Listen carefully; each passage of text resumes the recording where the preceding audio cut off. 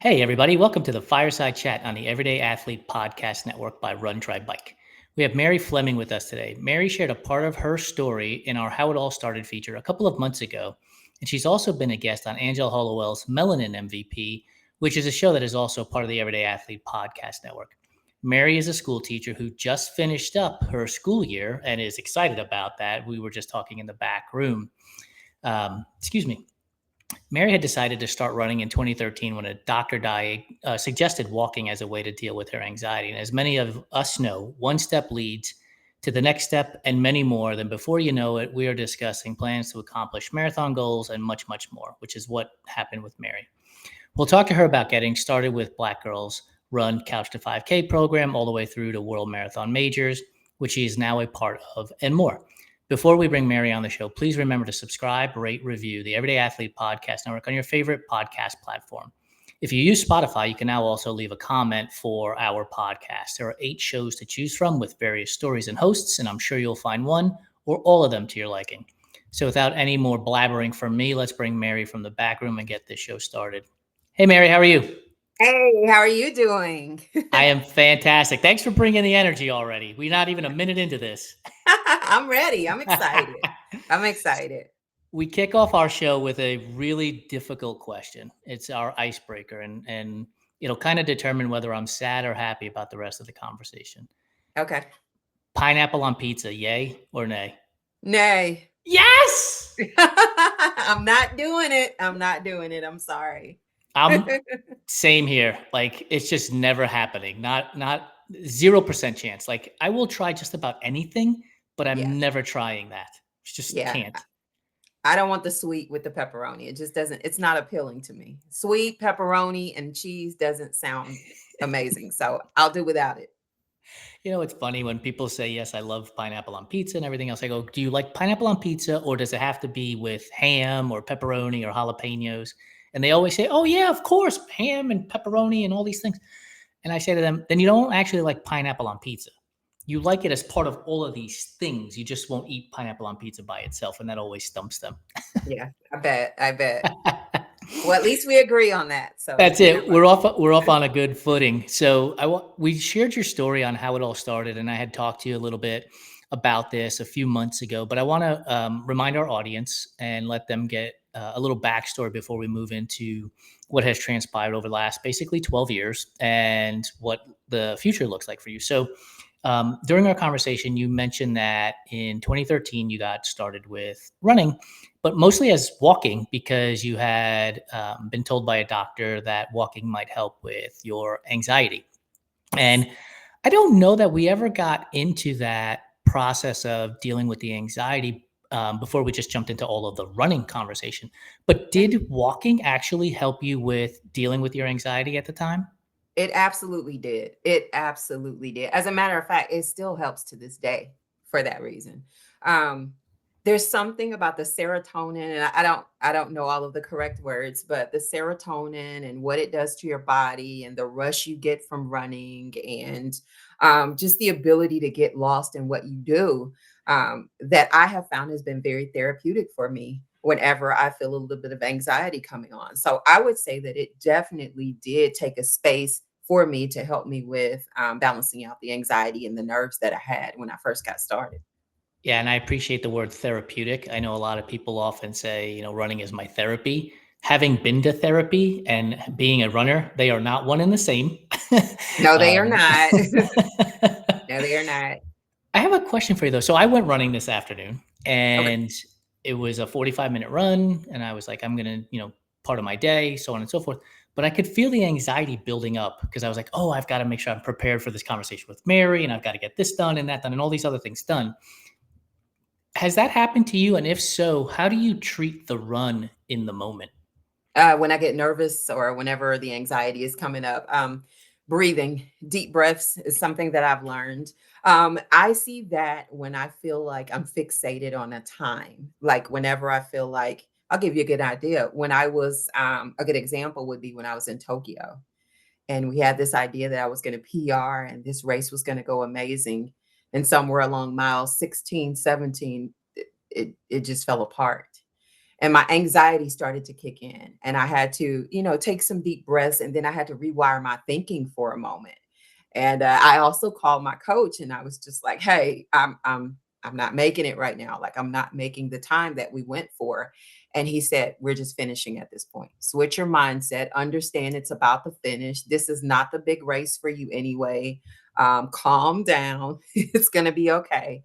And I ended up kind of settling down, and I was okay. So sometimes it does happen. And I do see that when I have a goal and maybe the goal is not about to make, and then I have to just change my thinking. And then it seems to work out once everything is said and done, one way or the other. You just mentioned having a coach and being able to call that person during the race, and it made me wonder, like, how important of a relationship is it for you that you're able to pick up the phone and call them and have that conversation, as opposed to somebody who just puts a training plan in, run 4 miles today, run 8 miles tomorrow kind of thing? That's the beauty of having a coach like the one I have. We talk I feel like we talk every other run that I have. And that's training runs or whatever, because he's asking, how do you feel? How did it feel out there? Any concerns, any adjustments we need to make? So by the time I make it to the race day, it's almost like clockwork that at some point in time, he's going to check in with me via text, and I'm going to pick up the phone, and either I'm going to say, "It's going well," or like Tokyo, we're struggling a little bit, or "How do you think I should do these last 6 miles?" or whatever. I love the fact that he is extremely open to talk to me whenever I need to talk to him, even if it's 11 o'clock at night. I called at 11 o'clock, and I'm just like, "Hey, this run didn't go well. I know I'm scheduled for 16 tomorrow. We might need to rethink this." And we reevaluated our plan and we adjusted. So it's really good to have a coach that is not a cookie cutter coach, but one who understands your strengths, your weaknesses, and he also understands how to rebuild you if you're falling apart at some point in time. I love the fact that Philip and Sturban both do that for me. Yeah, and I think communication that you just pointed out is super important, right? The ability to pick up the phone and have that conversation with them, as opposed to purely text or purely email, because a lot of nuance gets lost in Mhm. digital technology. Whereas if you're talking to either of your coaches, they'll hear your voice. They'll know if there's anxiety or if there's Yes, excitement in your voice, yes, right? they know. It's gotten so good that because I have a strength training coach and I have a run coach. It's gotten to the point where my run coach can look at my stats because he's tracking me during the race, and he doesn't have to talk to me. He can look at my stats and know what's going on. So, if there's a change in pace, because he will fuss. So we have those moments where he's like, "Hey, you are moving too fast. You've come out of the gate way too fast." And he'll look, and then he'll start to see if maybe like mile 9 and 10 is starting to slow down. He already knows that something is shifting. And so he's either going to pause and wait and see if I correct it, or he's going to pick up that phone and he's going to call or text, or he's just going to wait on me to say something to him. And I appreciate him understanding the vibe, even when he's just looking at my stats and he doesn't have to say a word to me. It's You a ever pretty powerful relationship too, actually. Which leads me to this question, because as you're talking, I'm thinking to myself, I wonder if she gets anxious in performing for her coach as opposed to performing for herself at sometimes, because we often talk about make sure you're doing things for yourself, make sure you're doing things for yourself. And Mhm, that's all fine and dandy on the surface. But mhm. we are human beings, and we want to make sure that the people that are helping us, we're showing up for, and we're performing for them. We want them to be proud of us. And so do you ever fall into that scenario where you're like, okay, I know he's watching, I got to Yes. pick up the pay. Go Yes, ahead. absolutely. Absolutely. And I hate to keep going back to Tokyo, but Tokyo is that race because I didn't want to let him down. You Yeah. know, I didn't want to let him down. And I knew we had trained for like 14 weeks to PR that particular race. Like that was the plan. Every week we were matching the time. I mean, it just everything was in order, and then until it wasn't. And so, yeah, you go through the disappointment, and when you're out there, you're like, "Oh my goodness, I'm not delivering it the way that I want to." And then that anxiety starts to creep in. And then they tell you, "Just finish. It's okay." Yeah. And then you're all right. Yeah, It's like they release that, they take they the do. weight off of you, right? Yes, yes. Because I think everybody wants to perform well for their coach. Like, you Yes. want your coach to 100%. look at you and say, "Incredible job."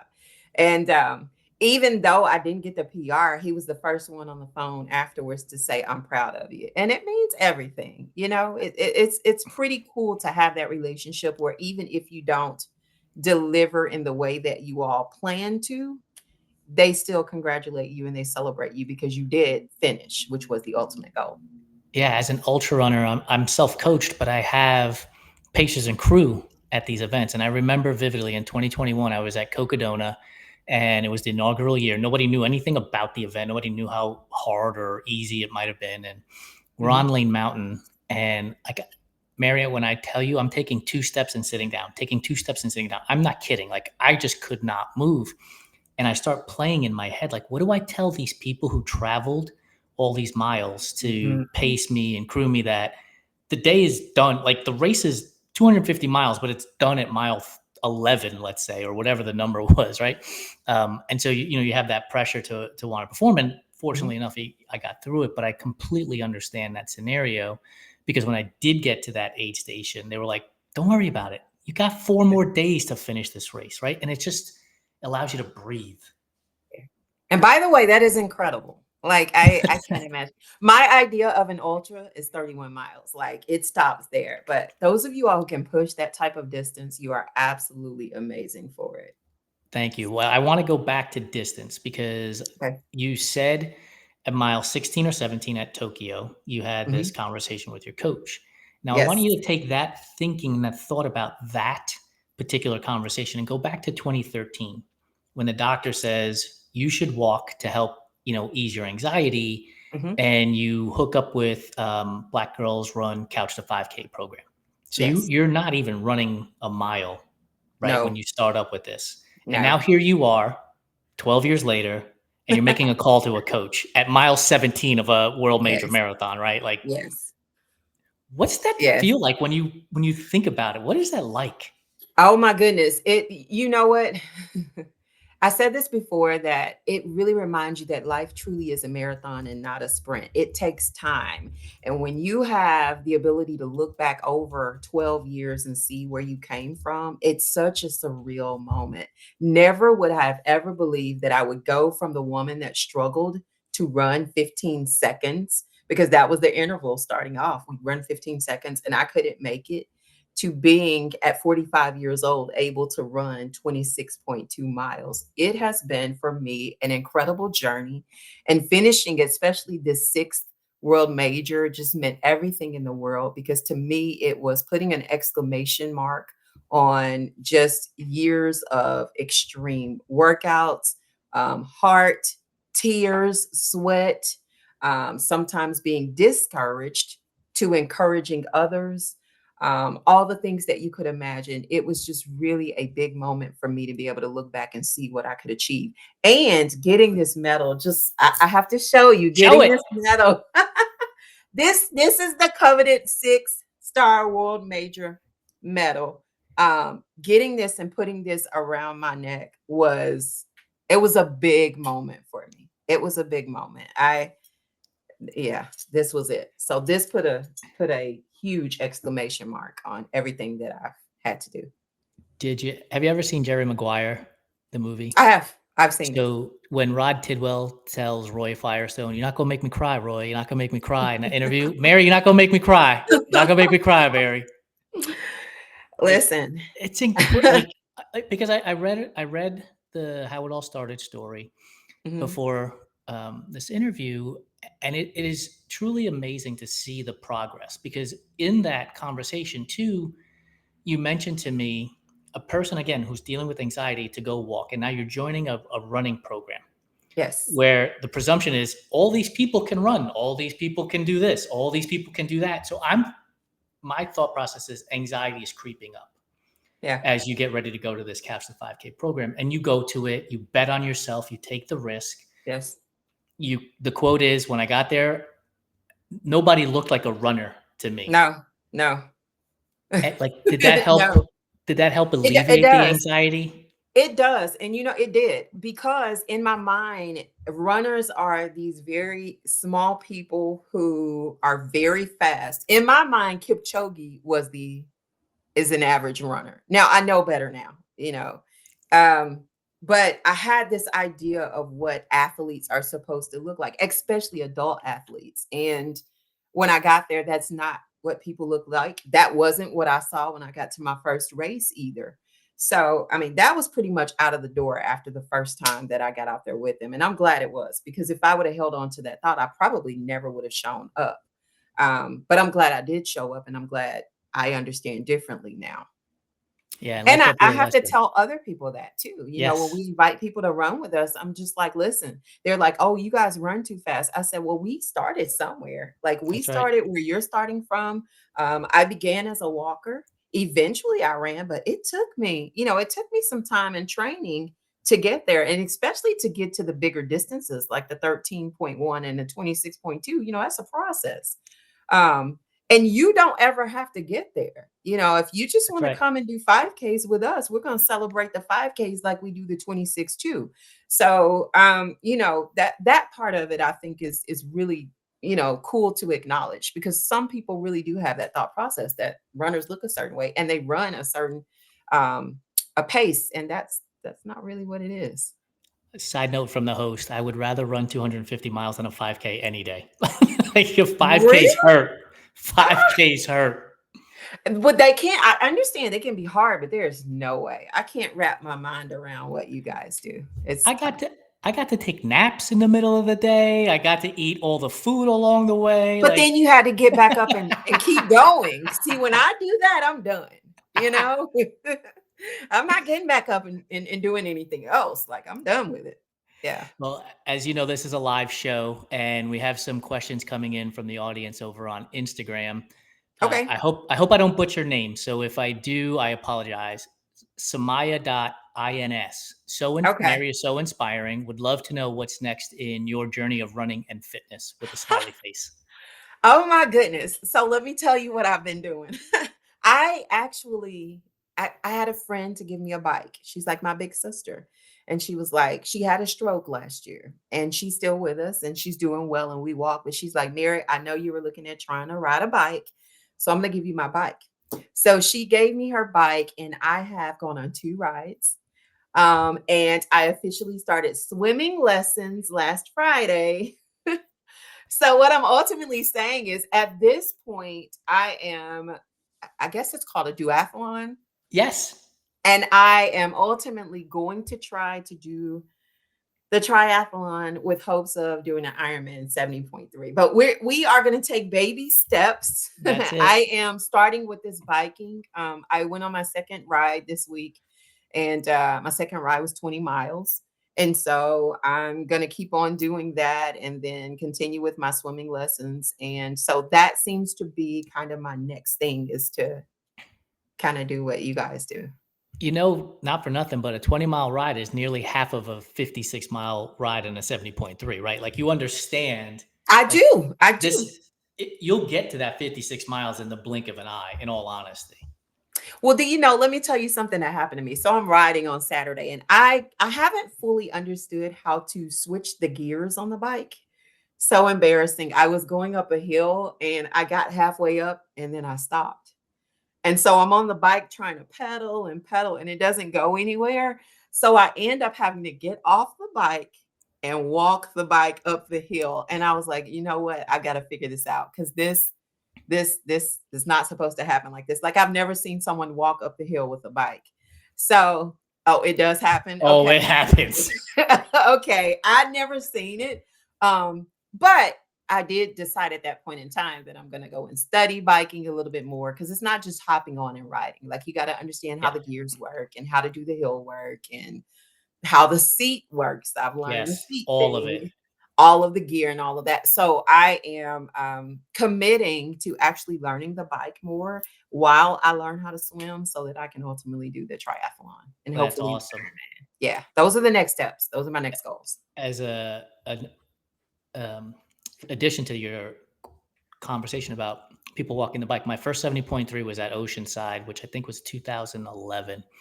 And you have 3 mountain passes that you have to go through at Oceanside. And as you're coming up on the first one, the mountain looks, I mean, it might as well be Kilimanjaro. It just looks so high. And there's a competitor who I'm about to pass, and I can hear him mumble audibly enough. He says, "We have to go up that." And I was like, your other option is to turn around, but I mean, I don't know what to tell you. And we get to that point, and there are people. I think I'd managed to go about 5 or 6 miles an hour up this climb because it's Okay. so steep. And there are other people that are doing the ski slope thing, trying to keep momentum, and there are others that were off their bike walking it. So it does happen even in an event. So, Okay. um, Okay. I yeah, feel better now. yeah, Okay. absolutely. Okay. Um, some more for the audience. Cami the Trinut, who is on the show, says to you, "Welcome to the dark side." she said, and she says, "Bingo!" And all the time, people walk their bikes. Okay. We have another comment from the real address, TheerealAdris. The majors are in some unique places. What is your favorite world major course? Oh man. What's my favorite? Huh, that's kind of hard. Because each course was different for a different so in terms of crowd participation, like the feedback from the crowd, that's hard. The host is a New Yorker, by the way. Listen, New York almost took me out. The crowd was amazing at New York, but I like Chicago's crowd. I But New think York's pizza is Chicago's crowd. better. New York, okay, okay. But this is what I will say about New York. I enjoyed the crowd at New York. We were teachers when we went. We had teachers on the front of our shirts. We went as teachers. They picked 50 teachers. We went as teachers. We had teachers on the front of our shirts, and they hollered teacher the entire way. I loved it. But New York was my third marathon in 6 weeks during the Ooh, time, and I was spent. I yeah. mean, so we talk about calling coaches. I picked up the phone. I was at mile, I think, oh my goodness, I was like mile 23. Oh, And wow. I told my coach, it's a wrap. Like I'm walking at this point. Because at the time I knew 3 marathons in 6 weeks was big, but I didn't know until I had signed up for all of them that New York was a monster. Like New York Yeah. is one of the hardest marathons to do in the majors. And so when I got there, I just was like, this is tough. So because of that, a lot of New York is a blur. It's a blur because it was so hard. But I mean, no questions about finishing, but it just was hard. The burls are hard. The hills and stuff are hard. But Chicago's crowd is like hands down amazing. But my best experience was Boston. Boston was an incredible race. The fanfare with Boston, just the notoriety behind Boston. Um, we have a group called Black Unicorns at Boston where they celebrate you 2 days before the event. And of course, because just it's so hard to get in Boston, it just was an incredible feeling. So if I had to pick a race, I'm going to go with Boston, just because it was just a memorable experience for me. Tell me more about Black Unicorns. I don't think I've ever heard of this group. Yeah, so Black Unicorns is an organization that they put together like a celebration for Black athletes when you come to Boston. Okay. And so when you get there on like the Saturday before, they hold I don't want to call it a ceremony, but they have like a celebration of everybody who will be running. And they do like massages. They have a big program where they bring in some of the big runners, some of the elite runners. They give everybody the opportunity to interact with one another. And you just make strong connections within the run community in terms of Black athletes. And so I think the year that I went in 22, there were maybe 100 of us there. And we've built some relationships in which a lot of us stay in touch still to this day. Miss Adrienne Benton is a big player in that. And she just gave me a big congratulations. And I got what do you call it? Like a shawl or whatever from the Black Unicorns and a medal. And it was just a congratulatory thing. So I love the Black Unicorns. That organization is just incredible. That's incredible. And I want to talk about community a little bit because when I started this company, as a Puerto Rican kid from the Bronx, like the idea of running or swimming or cycling might as well have been written in Chinese, right? It just wasn't a thing Yes. that was talked about or that we did. And even when I started this in the sports, but when I started this company specifically as well, even my family members were like, we don't do that stuff. And I was like, who's this we? Like, I'm doing it. I don't understand. As a matter of fact, I'm not only doing it, I'm starting a business about it. And a big inspiration for me and motivation to keep this business going is so that if there's a Puerto Rican kid in the Bronx like I was, that he or she has somebody to look up to because Yes. maybe they can't play baseball or whatever the major sport is, but they can go run or they can go swim and they can go cycle and participate in triathlon. How important was it for you back in 2013 that the 5K program was Black Girls Do Run versus finding something on Google, let's say, and being a part of a community that could help you through this process of dealing with anxiety on your way to running a mile, to a 5K, to a marathon? Yeah, representation matters all the time. Representation matters. And seeing people who look like you in a space that you don't know very much about is always going to be an encouragement for you. To get out there and see not only women, but Black women doing something that you don't see. See, we don't see a lot of Black women running. When I think back to like the community and the Black community, we understand sports and athletic activities and being involved when you're younger. When you're in school, we understand it. You know, you're going to play those sports, you're going to do the things outside, you're going to be highly active. But something happens once you move away from maybe the high school years and you go into college. Those exceptional athletes will continue being active, but for a lot of the rest of us, we get involved in life and being active does it's not a priority anymore. And I think a lot of times that's the reason why we see some of the health ailments that we see in our communities is because we're not as active as we probably should be. So for me to be able to not only see Black women, but Black women who are a little older, Black women who are mothers, Black women who are working, coming together and supporting one another and out here doing the same things, it was extremely encouraging for me. It was very encouraging. I remember when I started this business, and I cannot remember the woman's name, but she said representation matters, Jason. Yes. And over the course of the 5 years that we've been running this business, like when I first heard those two words, I was like, yes, it does. And today it's like, yes, it does. Like there's more emphasis for it from me.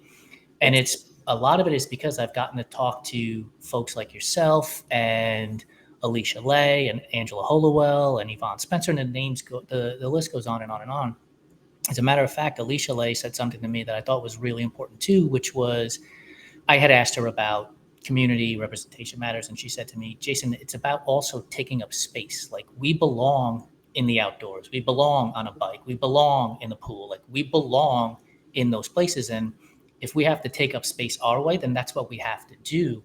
And those words have not left my ears in probably 3 or 4 months at this point. When you hear Black women or even Black men talking about taking up space in these sports, what does that mean to you? Is that showcasing, hey, look, I'm Mary, I'm a 6 time world major athlete, finisher, and this is the space I'm taking up so that I could show other people that they can take up space too in these sports? You know what? Yes, it does mean that. But it also means that we're working for it to be normal to see us in those spaces as well. So we don't have to always feel like we have to take up space. um, we walk in and there's already a space for us. I think about, and I'm going back here again, when we talk about marathoners, we're talking about less than 1% of the population does a marathon. But when you look at the number of African Americans that do it, you're talking about less than 1% again. And then when you're talking about Black women that do it, it gets even smaller. I have no idea what our percentage is. So again, you know, we're fighting to have a space. We're fighting to not feel like we have to fight for a space. Um, I will be excited in the day when I can walk into a race and there are more than just specks of us on the starting line. I will be excited when you have more and more of us who want to get involved in this journey, you know, to where I'm not a unicorn. I'm not a Yeah. unicorn because I'm just one of few, that there are a good number of us who are all aspiring to do this. But right now, that's the space that we're in, and we're occupying space. We're forcing people to notice of we've been there in some capacity. We may not have always been at a race, but we've been there in some capacity. We're just happy now that people are seeing us. They're taking notice of us. And so, that's what it is for me. Unless you've been in this situation, I don't think you understand how powerful it is to look and see a person who looks like you participating in Yes. these sports when Yes. you're typically by yourself. And the story I tell all the time is, in order for me to have seen Puerto Ricans in triathlon, I actually had to go race 70.3 Puerto Rico in San Juan, because Yeah. to my knowledge, I was the only one there the Yeah. majority of the time, right? And so when I went to Puerto Rico and I raced in Puerto Rico, and I saw people that looked like my sister and my mother and my father and my aunts and my uncles, it was empowering, it was uplifting, and it was like, Yes. yeah, we got this. Like, we're here, right? Yes. It was super empowering. And I hope when people listen to this episode, they don't just dismiss what you and I are saying about this because they never experienced it, right? Like, Yes. Yes. go like go to an event and look around and count how many black athletes there are, or look to see if you can find Hispanic athletes, and then understand that, like, make up a number, out of 300 people running this race, like 7 or 8 of them might be black, or 7 or 8 of them might be Hispanic, right? And then you can understand what loneliness kind of feels like in that Yes. predicament. Absolutely. Yes. And so I hope that as we're pushing this, meaning Run Try Bike keeps pushing people like yourself out there and saying, Mary is an example. Go follow what Mary is doing, because she's done the 6 world majors. She's going to do a triathlon, starting with duathlon. By the way, putting it out there for you, so now you can't backtrack. She's doing her strength training. She's getting coached. She's coaching. Like, she's doing all of those things. Follow her and allow her to lead you by example, because I think that's an important part of what we do as people who are in this sports, is that we have to lead by example at this point too, right? Absolutely. Absolutely. And that's why I do the pacing, just giving back in some type of way. That's why I now coach. I coach athletes who are getting involved in the distances, and they want to try to figure it out. I give back to them, and so in hopes that they'll be encouraged to do what we've been doing. So yeah, that's what we're doing that and encouraging others. Do you think that, as a teacher, leading and teaching others and coaching others in sports somewhat comes naturally to you because you have been teaching for so long, and so it's easier for you to do? I think it is. I think it is. Understanding how people think and having gone through it, I mean, it makes it relevant to you because you know what people think when they're taking on the first distance for the first time. But then understanding how just being an encouragement to students also works for adults. So yes, I can take some of my practices from my classroom into my coaching, or just being out on the race course and just reaching over and saying to someone who may be struggling, hey, you got this. Or just staying there with them and walking with them if that's what they need in that moment, and encouraging them until they can get to their next position, wherever it may be. Just like I would a student who may be struggling on a concept and they just need a little bit of enforcement or encouragement to be able to get to where they're trying to go. So there's definitely some overlap. And I do feel like it does give me a little bit of a leg up in being able to work with people, because that's what I do every day anyway. Yeah. And you're a mom, so you're already And I leading by and I'm a example. mom to three amazing girls. Yes, absolutely. Like, when do you find time to actually do all this other stuff when you're teaching and Listen, being a mom?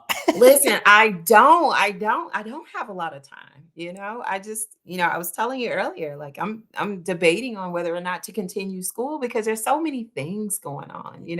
But I love it. I love it. It's just like, I've got my hands in several different pots. But I'm comfortable with it because I feel like I've always done that. I've always been involved in so many different things. So it's all good. That's amazing. We're going to be running out of time here, but I want to make sure I ask you this question. We talked about it before we went live. My investigative journalism, I just scrolled through your Instagram and started looking at posts. Okay. And And you have a hashtag in your last post that I want to touch on, because you wrote, the hashtag is Black Girls Workout Too. And Yes. I my thought was, what is she trying to accomplish with this hashtag? Is she trying to let the world know that we're taking up space, as we talked Yes. about?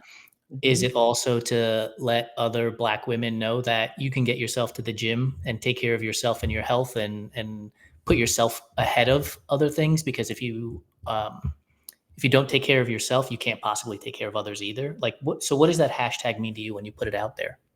So I do Black girls run, and then I do strength training too, because they both go hand in hand. I think they're both good for us, especially with, as you get older, you start to have issues with your bones, and you're needing to build your muscles and working with your bones. I think it's important to encourage people to not only run, but to also encourage them to go in the gym and lift. I've heard people say before that I don't want to have all those muscles and start looking, manly or masculine. And you don't have to. Listen, I lift, I run, but I still look like I'm a mom. I'm not the perfect size, and that's okay. But I feel like I'm healthy, and I want to encourage other people to be healthy. I'm the poster child for not having a bunch of muscles, and hopefully nobody thinks I look extra masculine. But I'm in the gym and I'm working out every day. And I just want to encourage other people to do the same. But I also want to let other people know that we're in the gym as well as on the pavement. And that Black girls actually do work out. We work out, we strength train, we run, we swim, we bike, we do it all. And so that was the hashtag for that day, because that's what I was doing. And tomorrow my hashtag will be Black Girls Swim. So yeah. You were throwing around that kettlebell in that video, so you were definitely in there with strength training. In Here's my boot. In my Yeah, boot. yes, that's right. Here's the thing about all of these different pieces and parts to endurance sports: swimming, cycling, running, strength training. Like, there is a sense of accomplishment when you finish a run, make up a number, five Yes. miles. There's a sense of accomplishment when you finish biking 20 miles. There's a sense of accomplishment when you finish swimming for 30 minutes. There is also a different feeling and a sense of accomplishment when you pick heavy stuff up and you put it down, Yes. right? Yes. Like, Yes. it makes you feel like a badass. You're like, I just Oh, did that. yeah. Oh, yeah. Oh, yeah. Yeah, when I can squat, whatever I'm squatting, or I can leg press, and I noticed that I leg press more than he did. I mean, it's real cool. So yeah, there's a rush you get from the strength training as well. Absolutely. And Yeah, actually, I think I see more when I'm online. I see more people actually strength training, like women nowadays, than I do running, and that's interesting to me. We're figuring out we have a place in the gym, just like guys do, and I think that's real powerful. I use this thought process a lot on long distance running, but it probably applies to 5Ks as well, Mhm, right? It's not always the fastest runner that wins the race. It's the strongest runner that can win the race, because they're able to hold their pace longer mhm, because they've gone to the gym and done the strength training. Like, as an ultra runner, like, if I just ran constantly, that, mhm. like, after 20, 30, 40, Sure. 50 miles, like, my body's going to break down tremendously. And Yes. so getting into the gym is uber important. And the same would be said for a marathon or half marathon. Like, it'll help your running. There's no doubt about it. Yeah, it does. It does. So you said you have a strength training coach as well. I do. I do. Do they work together? Does your strength coach and your running coach, like, do they work together? Like, They yeah, they try. They try, but, each one of them feels like what they do is the most important. of So, course. sometimes I'm like, "Y'all, there's only 7 days in the week." But, yeah, they actually do work pretty well for me. And I have a season where I'm very heavy with one versus the other. So, I'm not running right now. I'm very heavy with Sturban, who's my strength trainer. Summertime, I'm very heavy in the gym. In the fall, when I get ready, maybe like, well, maybe not even the fall, but like August, when I'll start getting ready for my fall races, I'll go back in with Philip pretty heavy. So I definitely have spurts where I'm with one more than the other. And then, there are obviously going to be seasons where they have to coexist. But I'm almost always doing at least one or two gym days, even when I'm heavy in my running season. Yeah, it's important to have both of them. It's very important. Yeah. Yeah, I could not agree more. I just think you become an all around better athlete versus an Yes. all around better runner or cyclist or swimmer or whatever it might be. I just become a better athlete in general. Um, You You do. And, I said, I'm in this boot. Prior to going to London, when I had to sit down for 5 weeks, part of the reason why I could go to London and still do pretty well was because I had been strength training and running. We literally had to rely on my reserve fitness to be able to finish London because I was sitting down. Um, the doctor was just like, you've got some issues with tendons in your foot, and I'm going to, release you to go and run, but understand you're going in a boot afterwards because you need a break. But he said that I think the fitness that you have is enough to be able to carry you the 26.2. And it was.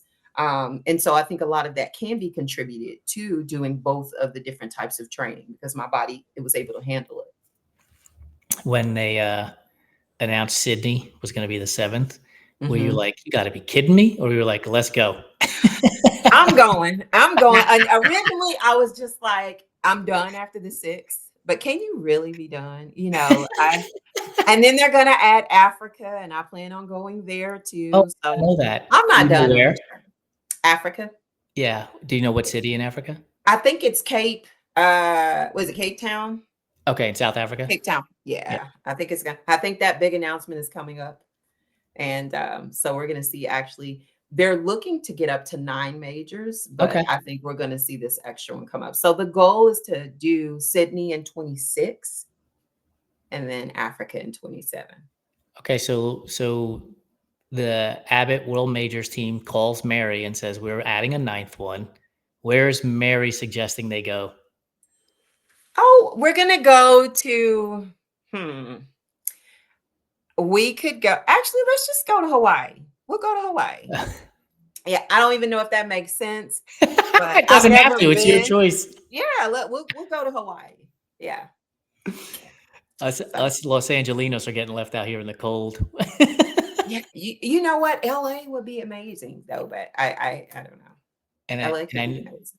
and it has it already has a really big marathon here. And I don't know that that makes any difference to whether or not they would move it into that category, but it would be interesting because that would be the 4th in the U.S., right? And I don't think they would give us a fourth one. I Yeah, don't think so. I think it's going to be, with it being world, I think they're Mexico wanting, City, yeah, somewhere, Mexico. anywhere else, but I don't think we'll get another Yeah, one in the US. I could see Mexico City being a place for them to go, or somewhere in South America as well would be another option to kind of spread it out a little bit more towards the Western Hemisphere a little bit.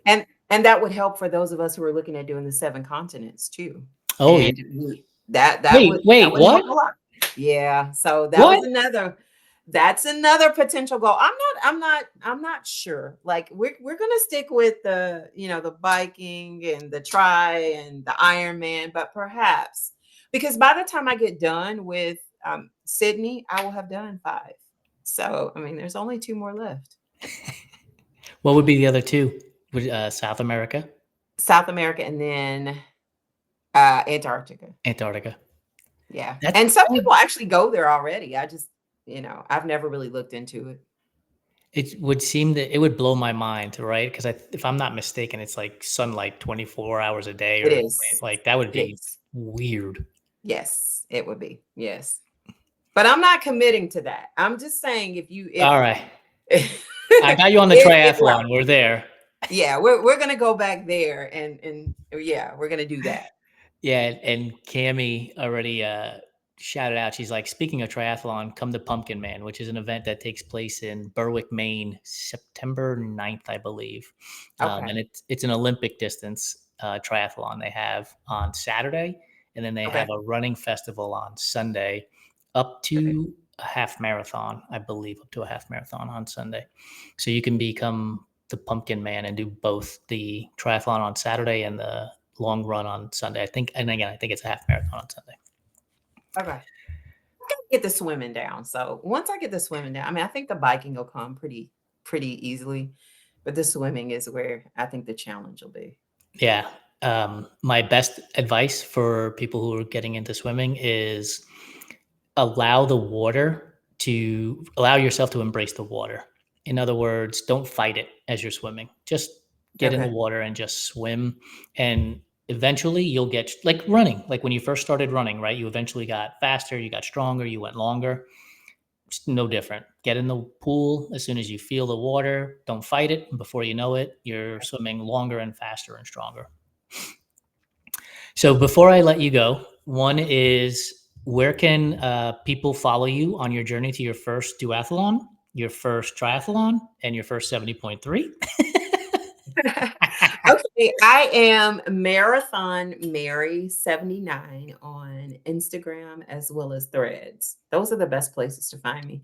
I do have a Facebook page. It is Michelle Mish, but it has a little bit of a different vibe. I put some run stuff on there, but that page is a little different. But you can certainly find me, Marathon Mary 79 on Instagram and Threads. And we'll drop that in the show notes when the episode goes live. For those of you who are joining us late, the podcast will come out on June 3rd, Tuesday, June 3rd. So are you ready for our food questions? We call them rapid fire, but don't feel like you have to answer immediately. Let's go. All right. So you got pineapple on pizza, correct, which is a good start.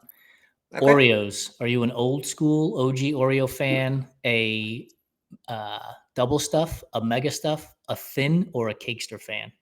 All of them. Oreos is my favorite. Oreos is my favorite. That's my all of them. All of them. Are any of the flavors blasphemy? When you look at the package, you're like, why would they even make this flavor? I haven't found one yet. I like them all. I like them it. all. Are you a twist and scrape? Are you a Nope. dunker? Aspirin style? Just eat it. Just let's go. Let's just go. Yeah. I'm not opening it up. I'm not dumping it in water. No. I mean in milk. Nope. I'm just eating it. Yeah. The same way I eat them like aspirin. The whole cookie goes in. Like I'm Just barely goes in even your mouth. chewing. Yes. Yes. My favorite cookie, hands down. Absolutely. I love it. It's so I'm good. so ashamed. And look, I've bought the off-brand flavor I do of too. Oreo, right? I don't know what they put in it, but the other off-brand don't taste the same. They're just not the same.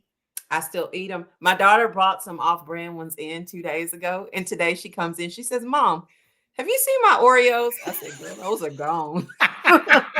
Those were gone the day you bought them. Sorry." Yeah, and they were from Whole Foods, so you know they weren't the same. But Right. Yeah. Yeah. One of my favorite places to get Oreos is at the airport because it comes in like a single box package. Yes. And Yes. like, oh my goodness, You just sitting in eat there. them. Yep. Gone. Yeah. Like, Yes. don't care who's looking. Don't care where the crumbs are. I don't care. Yeah. My nutritionist is frowning right now. You wouldn't believe Oreos. That is our big thing. That's our big thing. Yeah. Mary's nutritionist, let her enjoy the Oreos. Let me enjoy the Oreos. Yes. Licorice. Are you a fan? And if so, red or black? Do not eat it. I don't eat it. licorice. No. What about Peeps? What are your thoughts on Peeps? I like Peeps. Okay. Yeah, I like the little marshmallow gooey thing. Yeah, I eat them. I eat Peeps. Yes, Easter, we eat Peeps. Have you ever heard of peep jousting? No. Yeah, so we were told, because I'm not a fan of Peeps, and we were told that's because I don't know about peep jousting. And I said, well, what is that? And they said, if you put toothpicks in the beaks and you put them in the microwave for like 10, 12 seconds, that they blow up, like they expand. And so the toothpicks are like swords. They're like fighting in the microwave. And somehow that's supposed to entertain me and then make me want to eat them, but it didn't. Okay. Okay. I'll take someone's word for it. Okay. Candy corn. Is candy corn a real candy, or is it just earwax covered in sugar? I like candy corn too. I eat candy corn. Yes, I do. I have found another person who's keeping Brock's in business. Do you also eat remember the orange circus peanuts? Do you eat those too? I don't eat those, but I do remember those. Yeah, so like I don't eat those. That's like the styrofoam Amazon puts in your box. Yeah. No, I don't eat those. Nah. Creamy or crunchy peanut butter? What's your favorite? I don't eat candy corn. I do not like it. There's nothing about it that entices me. Peeps can go. Licorice, red for sure, but you got to bite both ends off and use it as a straw with like a cherry Coke because that rush of flavor is fantastic. And I am a old school Oreo fan. Yes. And my favorite flavor is the gluten-free mint. Like that whole box If that box lasts 5 minutes in this house, I'd be Yeah. surprised. You know? My youngest daughter eats the mint Oreos. Yeah. Yeah. Like Yeah. the flap is open on the table, and every time you walk past it, you're just grabbing You 2 or grabbing 3 at a it. Yep. time. Yep. You're grabbing it, putting the flap back. Yep. Yep. Yes. Creamy or crunchy peanut butter or nut butter if you have allergies. Creamy. Do you eat peanut butter and jelly sandwiches? No. No. I mean, I So could eat it. I used to eat it when I was younger, but now I can just eat the peanut butter by itself now. straight I spoon? have the little cups. I do the cups, and then Oh, okay, yeah. that's what I do before I run. I do the peanut butter cups. I mean, good calories, get some fat in you. It's Yep. perfect. Can't Yep. argue with that. Red velvet cake. Is red velvet cake a real flavor, or is it just chocolate cake dressed up to go to the prom? I don't eat red velvet cake. Good. I don't eat it. So it's Yeah. not one of my favorite flavors at all. What is your favorite flavor of cake? So I'm just I like white. I like white.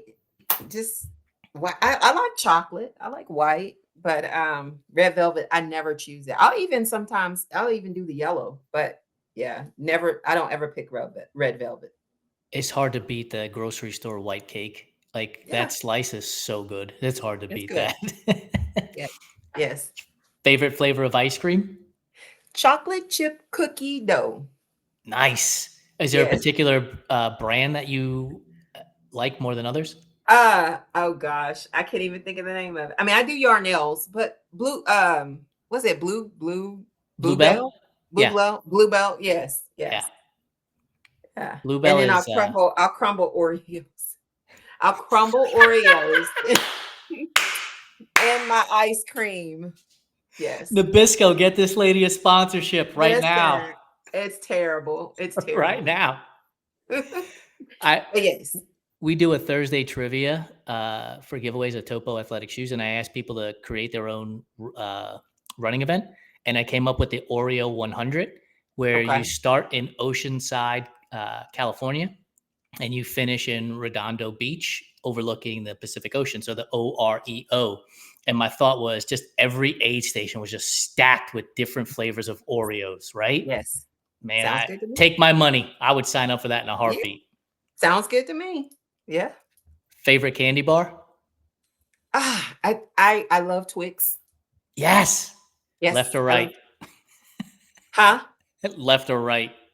Right? I guess, right? It's one of the oddest advertising campaigns I've ever seen. It's like it's the same one. Like it doesn't matter. Yeah, yeah. Chocolate chip cookie or oatmeal raisin cookie? Chocolate chip. Now, is it like the Chips Ahoy, the hard one, or do you need it fresh baked out of the oven? I like the fresh baked, the warm chocolate Yeah, chip so cookies. good. Yeah. Yeah, Last homemade. one, last one for you. Speaking of hot and warm, so a tray of brownies has come out of the oven. It's cooled off just enough that you can now cut into it. Are you going to the corner? Are you going to the edge? Or are you going to the middle for the ooey gooey part? I actually go to the corner down here. I cut the corner. Yeah. The corner is the best. You get that little crunchy part of it, plus you get the Yes. ooey gooey. Be Yeah. beat. And then you put the chocolate chip ice cream on top, chocolate chip cookie dough ice cream on top of it, and it's even better.